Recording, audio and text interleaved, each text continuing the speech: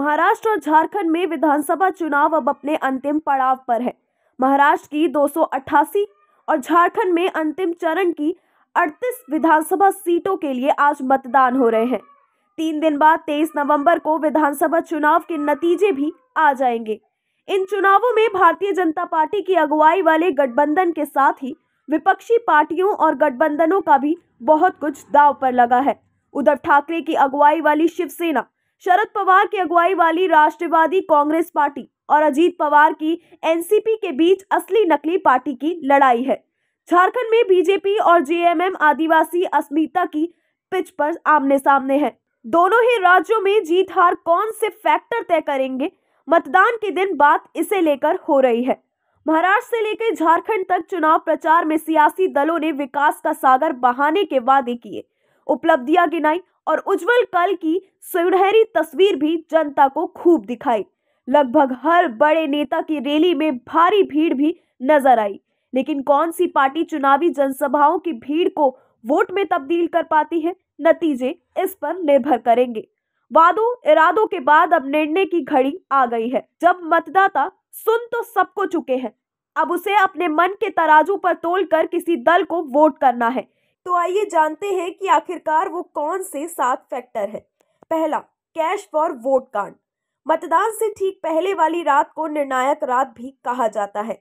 चुनाव प्रचार थमने के बाद और मतदान से पहले आधिकारिक रूप से तो ये साइलेंट पीरियड होता है, लेकिन यही वो वक्त भी होता है जब सियासी दल और उम्मीदवार हवा का रुख भांपने और विपरीत होने की स्थिति में उसे अपने पक्ष में मोड़ने के लिए हर पैतरा आजमाते हैं।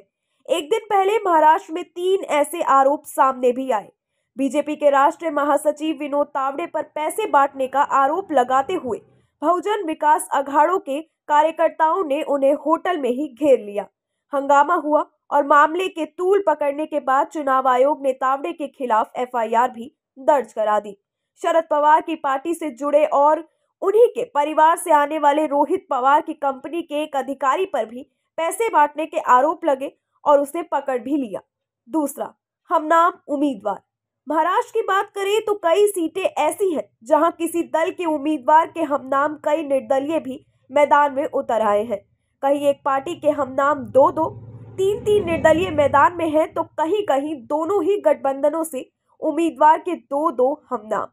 विधानसभा चुनाव में उम्मीदवारों के नाम से अधिक दल का सिंबल काम करता है, लेकिन किसी उम्मीदवार का उपचय उसके हमनाम को नुकसान भी पहुंचा सकता है।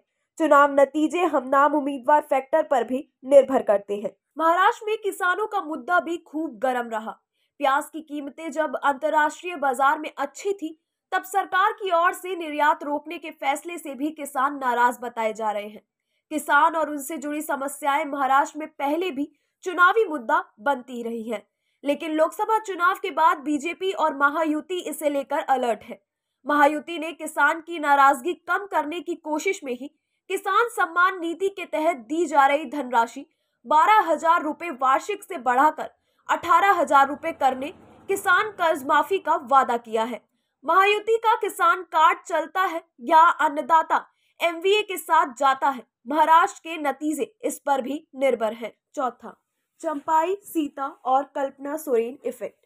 झारखंड विधानसभा चुनाव से ठीक पहले पूर्व मुख्यमंत्री कोल्हान टाइगर चंपाई सोरेन ने जेएमएम छोड़कर बीजेपी का दामन थाम लिया था। चंपाई का कोल्हान रीजन में अच्छा प्रभाव माना जाता है। कोल्हान रीजन बीजेपी के लिए पिछले चुनाव में सिरदर्द साबित हुआ था और तत्कालीन मुख्यमंत्री रघुबर दास सत्ता तो दूर अपनी सीट भी नहीं बचा पाए थे। कोल्हान में बीजेपी को इस बार चंपाई के आने से आस है, तो वहीं सोरेन परिवार के गढ़ संथाल में सीएम हेमंत सोरेन की भाभी सीता सोरेन के आने से भी कमल खिलने की उम्मीद है। आदिवासी। जेएमएम लोकसभा चुनाव के समय से ही सीएम हेमंत सोरेन के खिलाफ ईडी के एक्शन और उनकी गिरफ्तारी को आदिवासी अस्मिता से जोड़ने की कोशिश करती आई है। विधानसभा चुनावों में भी जेएमएम इसी रणनीति पर बढ़ती नजर आई।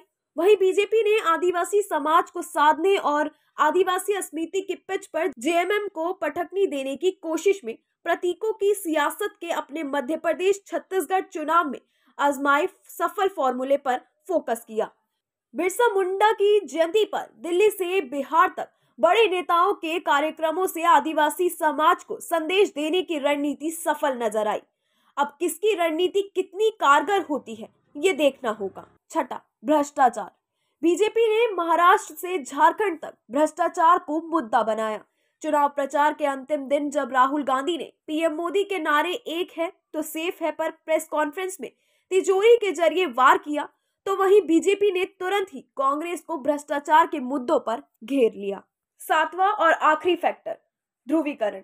झारखंड में घुसपैठियों के कारण बदलती डेमोग्राफी का मुद्दा हो या आदिवासी लैंड से महाराष्ट्र तक, सीएम योगी का बटेंगे तो कटेंगे और बीजेपी का एक है तो सेफ है का नारा ये ध्रुवीकरण की कवायद से जोड़कर ही देखा जा रहा है। जेएमएम ने इसे काउंटर करने के लिए ना बटे हैं ना बटेंगे का नारा दिया। किसका नारा कितना कारगर होता है, ये भी एक डिसाइडिंग फैक्टर है। तो ये थे दर्शकों वो 7 फैक्टर। तो आपका क्या कहना है हमें कमेंट बॉक्स में जरूर बताएं। वीडियो को लाइक, शेयर और सब्सक्राइब करना ना भूलें। वीडियो को लाइक, शेयर जरूर करें और चैनल को सब्सक्राइब करना ना भूलें। नमस्कार।